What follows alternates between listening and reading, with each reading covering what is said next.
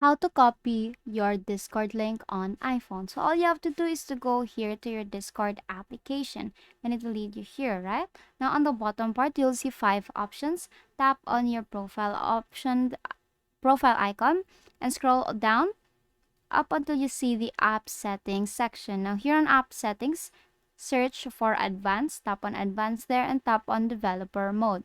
Now, if you've turned on the if you have toggled on the developer mode, go back here and go on the bottom part, you'll see Discord icon there. Tap on that and choose the chat where you are and tap on your profile icon there.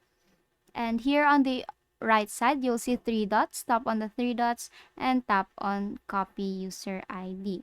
Now here on copy user ID, go to notes and just simply paste it. And now you have successfully copied your Discord link on iPhone. Now all you have to do is to prepare Discord.